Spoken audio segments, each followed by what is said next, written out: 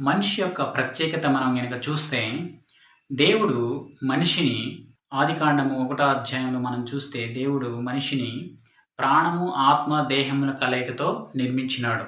So, uniqueness of man మనిషి యొక్క ప్రత్యేకత మనం చూస్తే, మ్యాన్ ఆర్ యానిమల్, కోతి లేదా దేవుడు, మనిషి.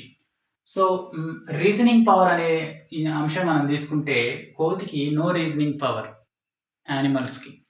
సో, అలాగే గాడ్ కెన్ థింక్. దేవుడు థింక్ చేయగలుగుతాడు. Man can think. అలాగే క్రియేటివిటీ చూస్తే నో క్రియేటివిటీ జంతువులకి.